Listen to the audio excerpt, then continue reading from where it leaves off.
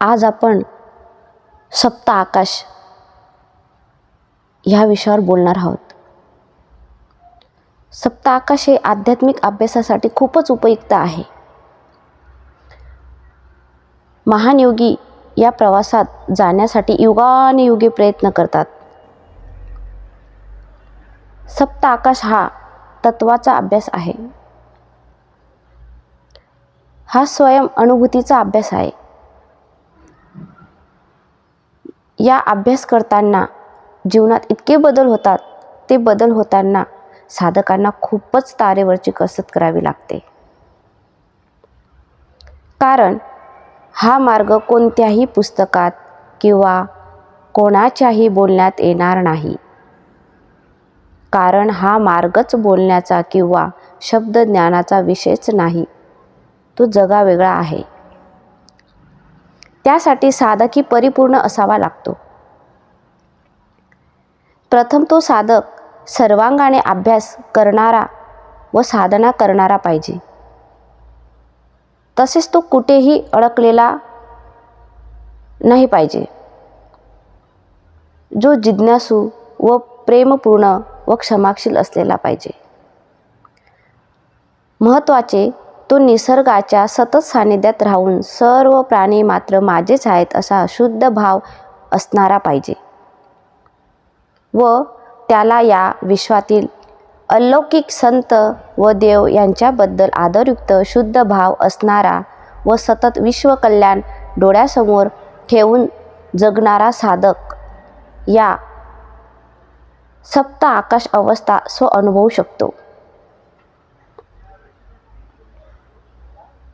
पहिलं, हृदय आकाश. आपण याच्यावर पाहूया. अनेक साधक ध्यान करतात, पण त्यांना त्यांच्या अंतरंगात अंधार व विचारच दिसतात. पण ज्यावेळी त्यांना अंतरंगात आकाश दिसू लागेल व शरीर आहे नाही असा प्रत्यय येऊ लागेल, तेव्हा समजावे साधक हृदय आकाशात नित्य आहे. या अवस्थेत तो अंतरंगातून व्यापक होत असतो. देह बुद्धी निघून जाते व तो दुसऱ्या आकाशात म्हणजे पुढे पाहूया. दुसरं भूत आकाश. आकाशात म्हणजे मध्ये प्रवेश करतो. या अवस्थेत तो प्रत्येक व्यक्ती पशु पक्षी याच्या अंतरंगात आकाश पाहतो व त्याच्या बाहेरही आकाश पाहतो. ही अवस्था इतकी चमत्कारिक असते, जसे पतंग आकाशात डोलत असते. तसेच प्रत्येक अणु रेणू ही व माणसे आकाशात आहेत, हे जमिनीवर नाहीत. 24 तास आकाशात जीवन जगत आहेत, व्यवहार करीत आहेत. ही अवस्था पाहणं वाटतं तितकं सोपं नाही हो. सर्व विश्वातील भूत मात्र म्हणजे अख्खं जग आकाशात तरंगत आहे, हे पाहणे म्हणजे भूत आकाश होय. आता तिसरं पाहूया, चित्त आकाश. आपण चिंता व चिंतन 24 तास करतो, पण हे सर्वच्या सर्व विचार राहतात कुठे, जातात कुठे व पुन्हा येतात कसे? तर जसे मोबाईलचे मेमरी कार्ड असते, तसेच आकाश एक मेमरी कार्ड आहे. हे विश्वातील सर्वच्या सर्व प्राणीमात्रांच्या ठिकाणी उठणारे सर्वच्या सर्व विचार या आकाशात स्थित असतात. आकाश त्यांना गुप्त व सुप्त अवस्थेत ठेवून देतो. हे विश्वातील सिक्रेट ऑफ सिक्रेट आहे. हे कधीच कोणालाही कळू देत नाही. आकाश तत्व कोणालाही कळू देत नाही. या वैश्विक अवस्थेला चित्त आकाश म्हणतात. तुम्ही काही करा, संसार करा किंवा परमार्थ करा व कितीही कल्पना व विचार करा, तुम्ही या जगापासून ते अनेक सूक्ष्म जग कल्पना करून पहा. तुम्ही व तुमच्या कल्पना आकाशाच्या पलीकडे कधीच जाऊ शकणार नाही. हे त्रिवार सत्य आहे. याला चित्ताकाश म्हणतात. पुढे पाहूया चौथं, चिदाकाश. विश्वातील प्रत्येक कण जेव्हा अंत या स्थितीत पोहोचतो तेव्हा तो आकाश स्वरूप होऊन जातो. हे प्रत्यक्ष स्व अनुभव घेऊन पाहणे म्हणजे माझे मरण पाहिल्या म्या डोळा, झाला तो सोळा अनुपमा. इतकी विलक्षण अवस्था असते. या अवस्थेत साधकाच्या अंतरंगातील कण आणि कण ज्याला मीपणा चिटकलेला असतो तोही मुक्त होतो.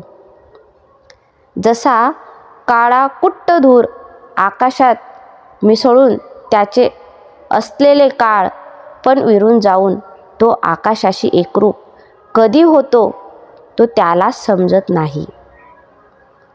तसे आपले होते. आपला जीव भाव या अवस्थेत समूळ नष्ट होतो व आपण देवस्वरूप म्हणजे विश्वस्वरूपाकार होऊन राहतो. या अवस्थेला विदेही अवस्था म्हणतात. म्हणजे देहापलीकडची, मी देह नाही. आत्मज्ञान म्हणतात. जीवाचे शिवात रूपांतर होते ती हीच अवस्था. या अवस्थेत कर्ताभाव गळून पडतो. या अवस्थेत इतके बदल साधकाला समजतात जणू काही त्याच अंतर्बाह्य जगच बदलून जाते व तो साक्षी या भावात कार्य करतो. याला गीतेत अकर्म अवस्था म्हणतात. म्हणजे या अवस्थेत नंतर त्यांनी कोणतेही कर्म केले चांगले वाईट तरीही त्याला ते भोगावे लागत नाही. कारण भोग घेणारा भोक्ता मुक्त झालेला असतो. मुक्त म्हणजे सर्वांगानं मुक्त झालेला असतो. पाचवं पाहूया, महाआकाश. या मुक्त अकर्म व बिना शरीर अवस्थेत हा दिव्य साधक ना नाव ना गाव सर्वांमधून मुक्त झालेला आकाशाचा शेवट पाहण्यासाठी हनुमंत कसा सूर्याला खाण्यासाठी खूप वेगात निघालेला तसा साधक आकाशमार्गाने दिव्य जाणिवेच्या सहाय्याने आकाश फिरायला सुरुवात करतो. तुम्ही या अवस्थेची कल्पनाही करू शकत नाही. काळ्या दगडावरची रेघ आहे. केवळ मुक्त झालेला साधकच या अवस्थेतून आकाशमार्गाने महत्त्वाचे आकाश होऊनच प्रवास करतो. इतके ते अलौकिक आहे. हा प्रवास इतका विलक्षण असतो. साधक एका मिनिटात अनेक योगी प्रवास करीत असतो व अनंत ब्रह्मांड फिरत असतो. खूप म्हणजे खूप खोल गेल्यावर आकाशाचा अंत मिळत नाही. तेव्हा साधकाला समज येते आकाश अनंत आहे, असीम आहे, निराकार आहे व ते महाकाश पाहून साधक आकाश तत्वाला पूर्ण अंतरंगापासून शरण जातो. फिटलं नाही संदेह निमाले माझे दुजेपण पण व साधकाचा शोध संपतो मनातील. किलमिश थांबते व साधक आकाशव्यापी होऊन पुढील जीवन जगू लागतो. या अवस्थेत तत्व अवस्था म्हणतात. या अवस्थेला तत्व अवस्था म्हणतात. ही अवस्था इतकी अद्भुत असते. अरबो किलोमीटर वरून जरी कोणीही आकाश तत्वाला साथ घातली तरीही आकाश तत्व फक्त एका सेकंदात हजर राहते. कारण की आकाश कुठे नाही हो, सर्वत्र आकाशच आहे. म्हणून ते एका सेकंदात काही एक क्षणही नाही लागणार. तो तिथेच स्वयं उभा आहे. हा विश्वातील सर्वात वेगवान स्पीड फक्त आणि फक्त आकाशालाच वरदान आहे. म्हणून या अवस्थेत जे जे देव पोचले ते त्याचे जो स्मरण करेल त्याला त्याच्या शुद्ध भावात तो देवता दर्शन देतात. त्या भावात ते देवता दर्शन देतात. म्हणून भाव तसा देव सिद्धांत प्रचलित आहे. 6वं तत्व पाहूया, तत्व आकाश. म्हणून सर्व प्राणी मात्रात याच्या अंतरंगात विराजमान होऊन प्रत्येक कण आणि कण दिव्य आहे हे संपूर्ण जगाला कळावे म्हणून अलौकिक विश्वातील दिव्य शक्ती प्रत्येक कणाकणात आहे. दुसऱ्या भाषेत प्रत्येक जीव व प्रत्येक कण विश्व स्वरूपाकार आहे. हे सत्य विश्वाला सांगण्यासाठी साधकाच्या अंतरंगातून कार्य करू लागतो व तू नाहीच मी आहे ब्रह्मांडाचा स्वामी हे सांगून साधकाचं जीवन वैश्विक करण्याचं अखंड कार्य केले जाते. या अवस्थेत विश्वातील अनंत शक्ती काम करते.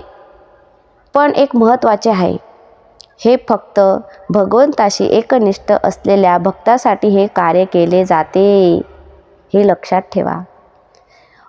मुक्त असलेला साधकासाठी या शक्तीचा काही उपयोग होत नाही हे प्रथम लक्षात ठेवा.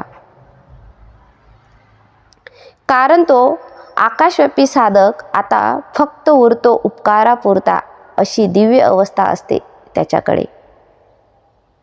उरे उरे विठ्ठल. 7वं पाहूया. आकाश एकच आहे. वरील सर्व अवस्था या एकाच आकाशाच्या आहेत, काही वेगळे नाही. जसे डोळे, नाक, कान, हात, पाय एका शरीराचे अवयव आहेत, तसे अदृश्य, अव्यक्त, निराकार, सर्वव्यापी, अरूप, अखंड, अजर, अमर असे आकाश तत्व अनेक रूपात एकच आहे, जे कुठेही येत व कुठेही जात नाही. ते जेथे उभे आहे तेथेच अनेक युगे स्थित आहे. तिथेच अनेक ब्रह्मांड स्थित आहेत. तिथेच विश्वातील म्हणतील महान रहस्यही हात जोडून उभे आहेत.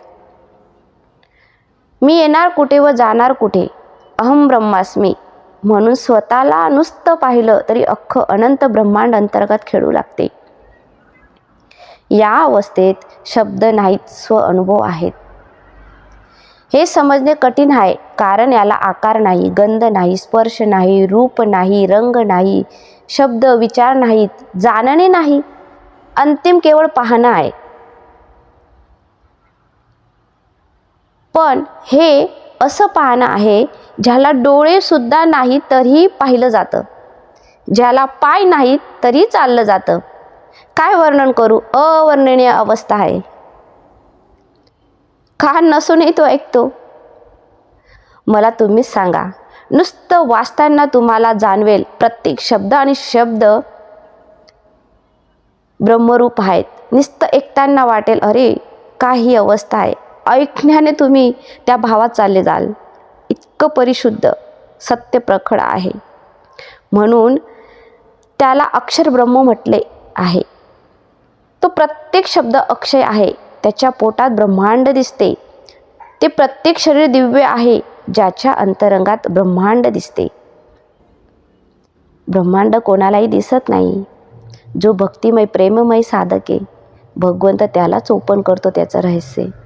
तो अलौकिक वक्ता आहे, ज्याच्या बोलण्यात ब्रह्मांड दिसते. असो, हा अभ्यास खूप खोल आहे. आपण सर्वसामान्य माणसे आहोत, पण माझे तुम्हाला सांगणे कर्तव्य आहे. जगात पहिले विचार पोचतात, नंतर आपण. मी तुमच्या अंतरंगात विचार प्रेरत आहे. आज ना उद्या ते सर्वांच्या सर्व जिवंत व दिव्य विचार तुम्हाला तुमच्याच अंतरंगात विश्वरूप दाखवतील. तुम्हालाही त्या परमेश्वराचं दर्शन व्हावं, त्यासाठीच आपला जन्म झालेला आहे. म्हणून प्रेममय भक्तिमय म्हणून राहा. तुम्हाला ही प्रचिती नक्कीच येईल, असं मी सद्गुरूचरणी प्रार्थना करते. जय सद्गुरू.